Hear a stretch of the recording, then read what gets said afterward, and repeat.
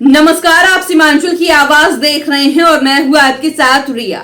पूर्णिया सांसद पप्पू यादव ने पूर्णिया में आयोजित संवाददाता सम्मेलन में केंद्र सरकार और चुनाव आयोग पर गंभीर आरोप लगाए हैं।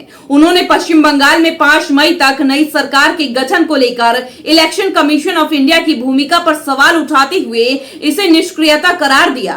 पप्पू यादव ने कहा कि पश्चिम बंगाल में 5 मई को नई सरकार का गठन होना है, लेकिन अब तक चुनाव आयोग की ओर से कोई ठोस पहल नजर नहीं आ रही है।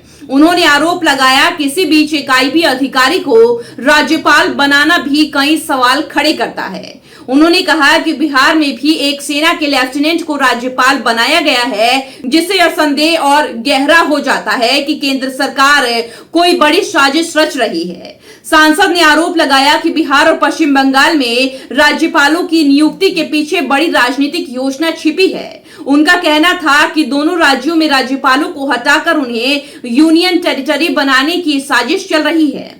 पप्पू यादव ने स्पष्ट शब्दों में कहा, सीमांचल बंगाल और झारखंड के कुछ जिलों को मिलाकर यूनियन टेरिटरी बनाने की जो साजिश चल रही है वह मेरी लाश पर ही पूरी होगी। उन्होंने यह भी कहा कि जब तक बिहार में नीतीश कुमार मुख्यमंत्री थे तब तक केंद्र सरकार की यह मंशा पूरी नहीं हो सकती थी। पप्पू यादव के मुताबिक पहले नीतीश कुमार को हटाया गया और उसके बाद इस तरह की योजनाओं पर काम शुरू किया गया। वहीं पश्चिम बंगाल में राष्ट्रपति के कार्यक्रम में ममता बनर्जी के शामिल नहीं होने के मुद्दे पर भी उन्होंने प्रतिक्रिया दी। पप्पू यादव ने कहा कि अगर राष्ट्रपति किसी सरकारी कार्यक्रम में शामिल होते हैं तो प्रोटोकॉल का पालन करना जरूरी होता है, लेकिन यदि वह निजी कार्यक्रम में हो तो ऐसी बाध्यता नहीं होती। उन्होंने कहा कि ममता बनर्जी एक सुलझी हुई और अनुभवी नेता हैं और वे प्रोटोकॉल से जुड़ी कोई गलती नहीं कर सकती। देखिए, एक तो राष्ट्रपति महोदया जी का जो सम्मान है ये बहुत ऊंचा है। पदों की गरिमा बहुत इंपॉर्टेंट है। प्रोटोकॉल में उनका कहना था कि मुख्यमंत्री आती है। चुनाव के कारण मुख्यमंत्री की व्यवस्था भी होती है।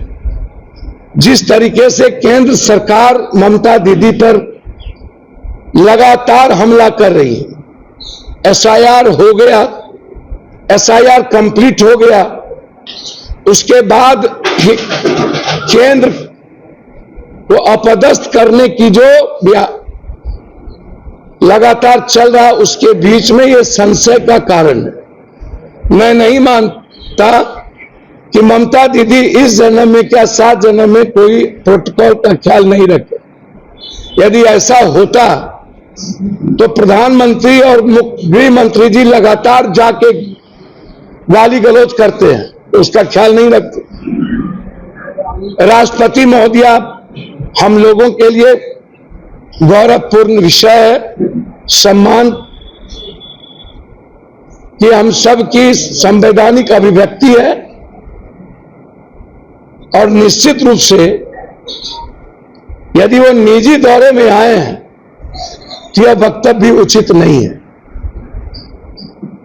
यदि वो किसी सरकारी दौरे में कार्यक्रम में आए तो जरूर राष्ट्रपति महोदया जी का सम्मान संवैधानिक आधार पर होना ही चाहिए। चुनाव 5 मई को लास्ट है।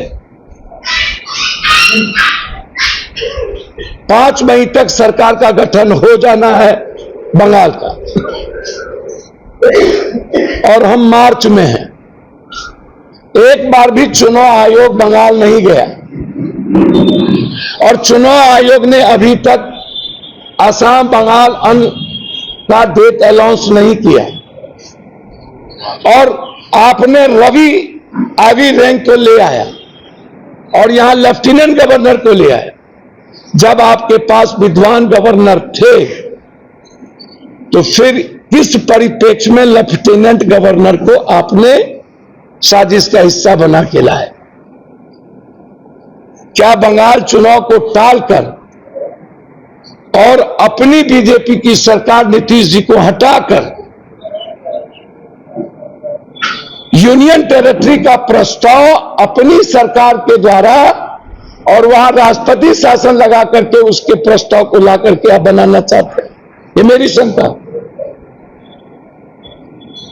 मुझे लग रहा है कि आप राष्ट्रपति शासन चाहते हैं बंगाल में, और यहां नीतीश कुमार जी के रहते यह प्रस्ताव नहीं जा सकता था, इसीलिए आनंद फानन में होली के दिन नीतीश कुमार की बलि की बकरा चढ़ाई गई।